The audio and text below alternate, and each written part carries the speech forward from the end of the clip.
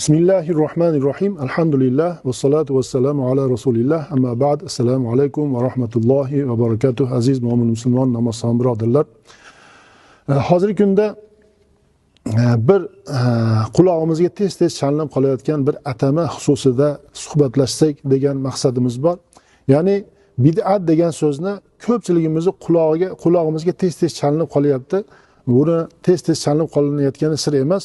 Ta'bir joiz bo'lsa, bu so'zni bilgan ham, tushungan ham, tushunmagan ham ishlatyapti. Xo'sh, bid'at so'zi o'zi nima? Shariatimizda buni mezoni, tarozusi qanaqa?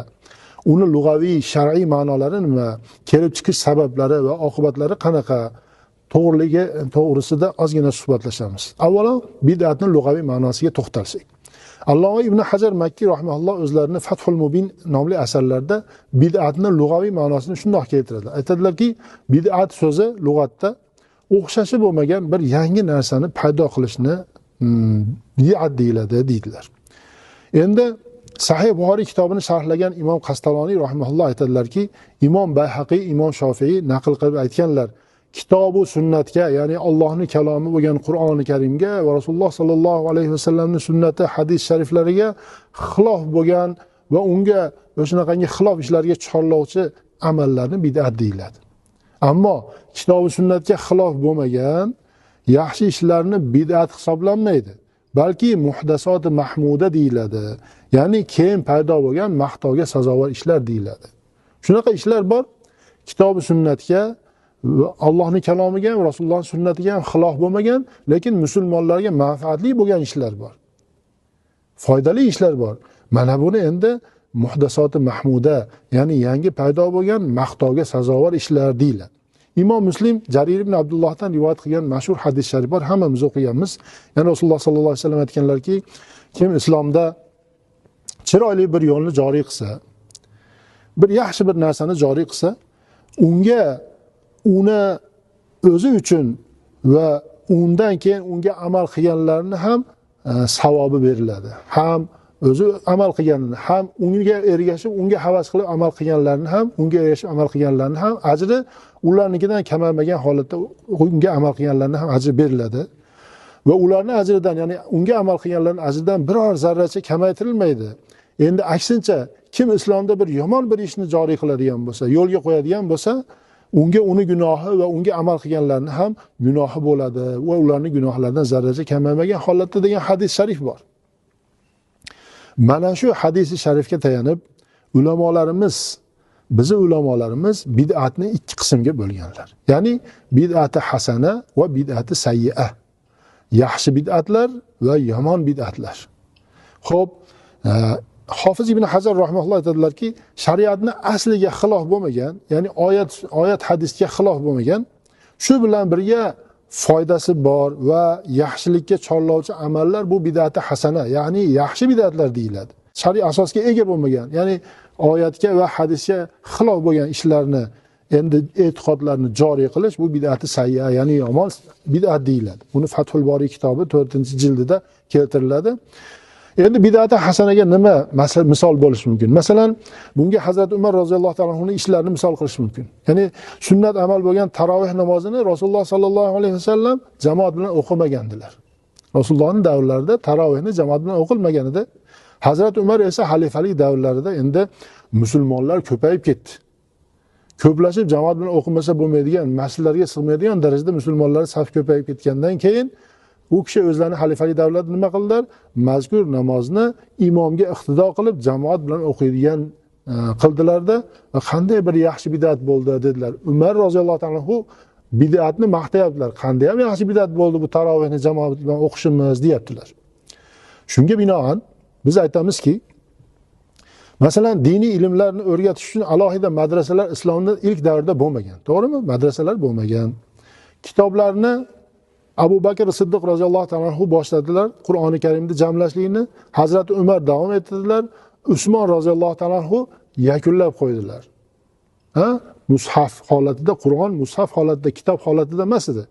Qisqa terilarda, qog'ozlarda yozilgan, sahobiylarning qo'llarida tarqoq bo'lgan Allohning kalomini jamlashlik ham, ya'ni islomdan, Rasululloh sollallohu alayhi vasallamdan keyin bo'ldi bu narsa. masjidlarga gilam solish, masalan mana o'tirgan masjidimizdagi gilamlar, Rasululloh sollallohu alayhi vasallamning go'zal siyratlarini eslab mavlid shariflar o'qish. Mana bular hammasi dinimizga asosiga, ya'ni asli asosiga zid bo'lmagan ishlar, lekin biz uchun foydali ishlar. Bularni bid'ati hasana deyiladi. Bunga amal qilish joiz va ular ba'zilar aytgandek zalolatga boshlamaydi. Endi ba'zi bir o'sha birodarlarimiz o'zlaricha mutlaq bid'atni mutlaq zalolat deyishadi. O'sha hadis sharifdagi Rasululloh sollallohu alayhi vasallamni har bir bid'at, dinda yangi paydo qilingan narsa bid'atdir va har bir bid'at zalolatdir degan hadislarini zohiriy ma'nosini oladi ular.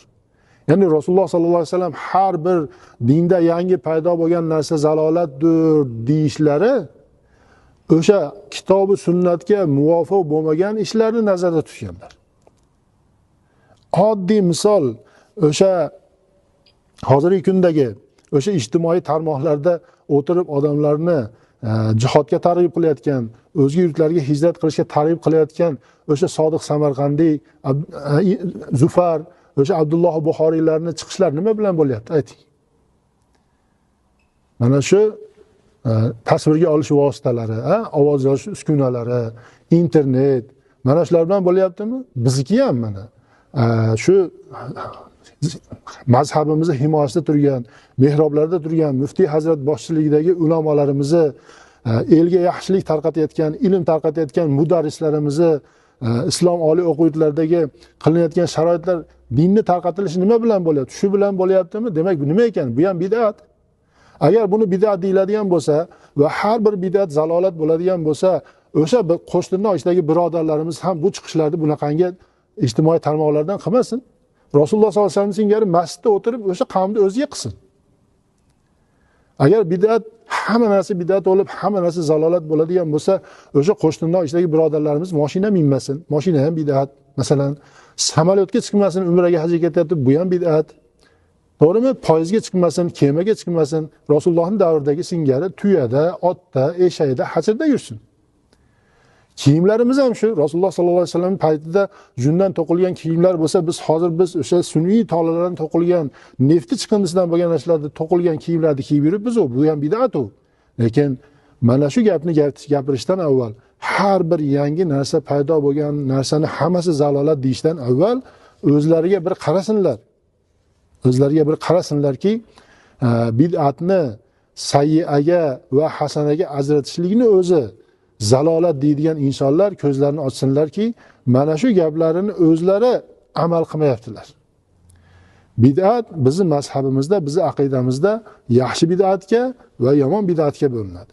Qaysi bir joyda musulmonlarning manfaati uchun dinimizni asliga, oyatga, hadisga halol qilmaydigan darajada bir yangilik paydo bo'lsa, undan musulmonlar manfaatlik, yengillik, xursandchilik, xotirjamlik ko'radigan bo'lsa, unga hech qanday qarshilik qilish yo'q. Bu narsa joiz va aksincha bo'lsa, o'sha bilan din buzilsa, aqida buzilsa, musulmonlarning orasiga tafriqa solinsa, mana bu narsani o'sha bid'ati sayyi'a, ya'ni ummatni zalolatiga, ummatni tafriqasiga, ummatni ziyoniga ishlaydigan bid'at deyiladi. Alloh taolo hammamizni bunaqangi yomon bid'atlardan o'zi ofiyatda saqlasin. Yaxshi bid'atlarni Alloh taolo safini ko'paytirsin va musulmonlarimizga bundan-da ko'proq manfaatli narsalarga Alloh taolo tavfiq bersin. Vassalomu alaykum va rahmatullohi va barakatuh.